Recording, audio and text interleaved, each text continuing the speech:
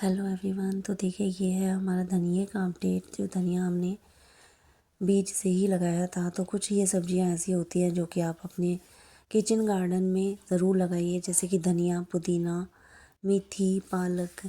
इनका बहुत अच्छा रिज़ल्ट आता है। कोई बहुत ज़्यादा टफ़ इनको प्रोसीजर नहीं होता, लेकिन हाँ, धनिये में कुछ ऐसी बातों का ध्यान रखना पड़ता है जिससे आपको एक अच्छा रिज़ल्ट मिले।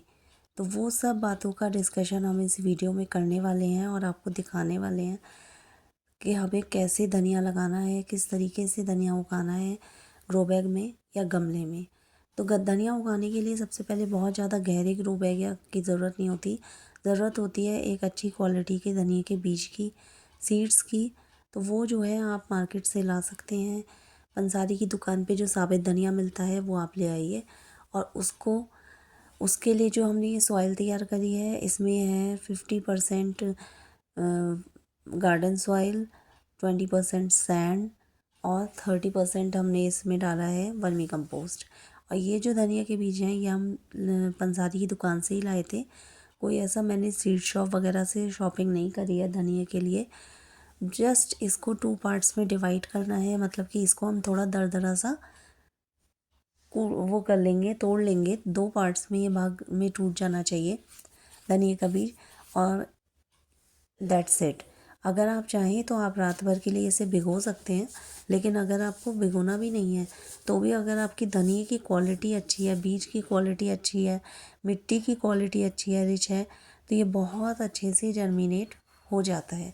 इसका भी रिज़ल्ट मैं आपको दिखाऊंगी। मैंने धनिया भिगो के भी ग्रो करके देखा है और बिना भिगोए भी ग्रो करके देखा है। तो डिपेंड करता है सीड की क्वालिटी पे और सॉइल की क्वालिटी पे। जब हम उसको थोड़ा सा भिगो देते हैं तो वो थोड़ा जल्दी जर्मिनेट होता है। कहने का मतलब है कि, लेकिन बहुत ज़्यादा बड़ा डिफरेंस मैंने नहीं देखा कि बहुत ज़्यादा बड़ा डिफरेंस आता हो। तो आप दोनों ही तरह से इसको ग्रो कर सकते हैं। अपनी जो गार्डन सॉइल है उसे आप अच्छा बनाइए, रिच बनाइए, उसमें सैंड मिक्स कीजिए, वर्मी कंपोस्ट मिक्स कीजिए। That's it. तो ये जो है दोनों चीज़ें मैं आपको ध्यान बताती हूँ कि आपको वर्मी कंपोस्ट या काउडंग कंपोस्ट में से क्या चीज़ बेहतर रहेगी। तो सबसे अच्छा ऑप्शन है कि आप थोड़ा पहले जब आप सीड लगाते हैं उस टाइम आप काउडंग कंपोस्ट का यूज़ कीजिए, और बाद में जब आपका सीड जर्मिनेट होके छोटे छोटे सैपलिंग्स तैयार हो जाएं तब आप उसमें वर्मी कंपोस्ट का यूज़ कीजिए। अगर आप चाहें तो आप इस समय सॉइल में को रिच बनाने के लिए इसमें नीम खली का यूज़ कर सकते हैं। आप इसमें बहुत मतलब कहना चाहिए कि माइल्ड फर्टिलाइज़र जो ऑर्गेनिक होते हैं उन्हीं का यूज़ कीजिएगा। अदरवाइज़ क्या होता है कि हमारा जो वेजिटेबल है तो वो हमारा केमिकल बेस्ड वो हो जाएगा हमारा। हमें केमिकल बेस्ड गार्डनिंग नहीं चाहिए। हमें किचन गार्डनिंग में जितना चाहें ऑर्गेनिक फर्टिलाइज़र का ही आप यूज़ कीजिए। तो ये जो सॉइल है ये तैयार हो चुकी है। इसमें मैंने मिलाया है काउडंग कंपोस्ट, थोड़ा सा वर्मी कंपोस्ट, सैंड और आप चाहें तो दोनों का मिक्सचर बना के डाल सकते हैं, काउडंग कंपोस्ट और वर्मी कंपोस्ट दोनों का।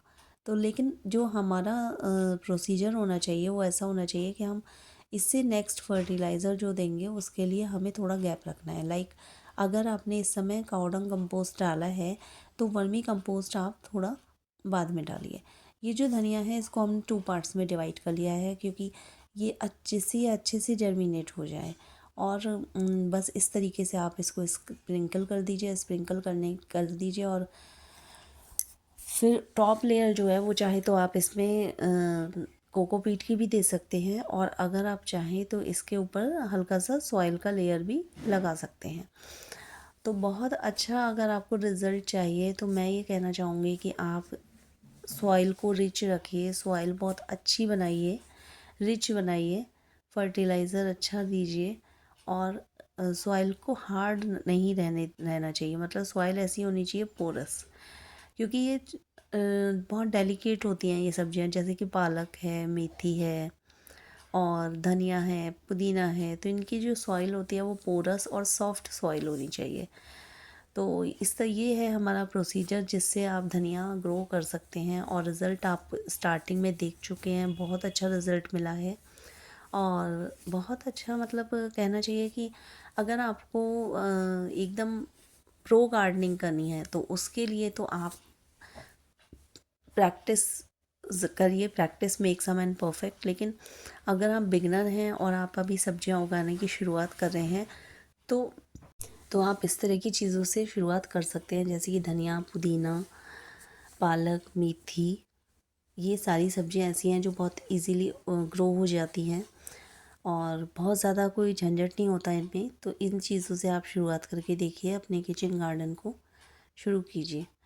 तो ये था पूरा प्रोसीजर कि कैसे धनिया को ग्रो करना है, किस तरीके की सॉइल मिक्स होनी चाहिए। वाटर का अगर मैं बताऊं तो जब आप सीड डालते हैं, जब आपने सीड मिट्टी में डाला है उस समय आप पानी दीजिए, उसके बाद उसको ढक दीजिए।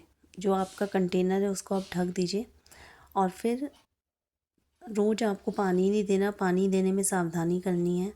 पानी आप स्प्रिंकल या स्प्रे बॉटल से दीजिए या छिड़काव कीजिए।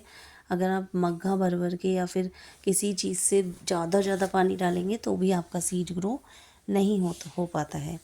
तो इन सब छोटी छोटी बातों का ध्यान रखना है। जब आपके सैपलिंग्स ग्रो हो जाएं, छोटे छोटे पौधे निकल आएँ, बीज जर्मिनेट हो जाए तो उसको आप सनलाइट में रख सकते हैं।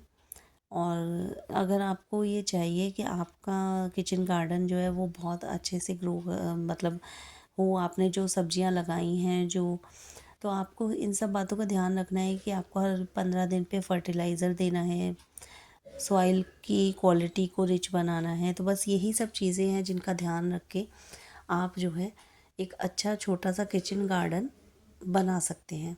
और इन सब चीज़ों के लिए आपको कहीं बाहर जाने की ज़रूरत नहीं है। धनिया के बीज भी हमारे घर में अक्सर मिल जाते हैं, मेथी दाना है, सरसों है, इन सब चीज़ों के सीड हमारे किचन में ही होते हैं। जैसे टमाटर है, ये सब चीज़ें आप किचन से ही आप उगा सकते हैं, ग्रो कर सकते हैं। ये है धनिया को उगाने के लगभग 10 दिन बाद का रिज़ल्ट। आप मान के चलिए कि 10 दिन बाद का रिज़ल्ट है ये। और देखिए कितना अच्छा जर्मिनेशन रेट मुझे मिल रहा है। यहाँ आप देख पा रहे होंगे कहीं कहीं जर्मिनेशन कम है और कहीं कहीं ज़्यादा है। तो ये सब डिपेंड करता है कि आपकी सॉइल कैसी है, बीज कैसा है। थोड़ा सा हमें कहना चाहिए कि बीज जो है वो जितनी अच्छी क्वालिटी का होगा ना, जर्मिनेशन रेट उतना ही अच्छा होता है। तो ये मैंने आपको रिज़ल्ट स्टार्टिंग में ही दिखाया है कि अच्छा रिज़ल्ट मिला है मुझे। आप भी अपने घर में इस तरीके से धनिया उगाइए और किचन गार्डन तैयार कीजिए। Thank you so much. Radhe Radhe.